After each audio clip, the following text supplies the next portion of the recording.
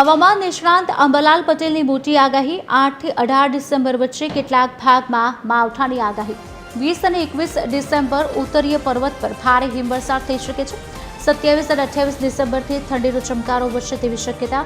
જાન્યુઆરીમાં શરૂઆતમાં પશ્ચિમી વિક્ષેપ આવી શકે છે। 11-12 જાન્યુઆરી દરમિયાન ઠંડીમાં વધારો થશે। 15 થી 20 જાન્યુઆરી ઉત્તરીય પર્વત પર ફરી હિમવર્ષા શક્ય। 24 જાન્યુઆરીથી ઠંડા પવનો ફૂંકાવાની સંભાવના રહેશે। પરંતુ અરબ સાગરના ભેજના કારણે અને લગભગ કેટલાક સાયક્લોન ઉપર સાયક્લોન સર્ક્યુલેશન કારણે હમણાં ઉત્તર ગુજરાતના ભાગો અને અન્ય ભાગોમાં વાદળો આવવાની શક્યતા રહે। હવે ધીરે ધીરે વાદળો આવતા જશે, પરંતુ તારીખ લગભગ ડિસેમ્બરની 6 તારીખથી 10 તારીખ વચ્ચે વાદળો આવવાની શક્યતા રહે।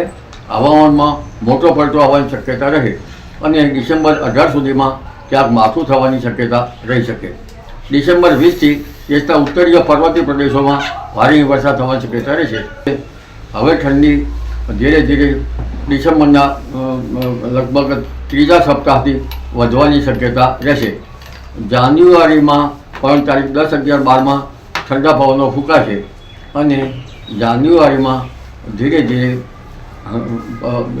23-24 જાન્યુઆરીમાં પણ પશ્ચિમ વિક્ષોભ હોવાની શક્યતા રહેશે અને 23-24-25 જાન્યુઆરીથી વિષમ હવામાનની વિપરીત અસર ફેબ્રુઆરી માર્ચ સુધી રહેવાની શક્યતા રહેશે, જેના કારણે ઊભા કૃષિ પાકોમાં પાક સંરક્ષણના પગલાં લેવા સારા રહે।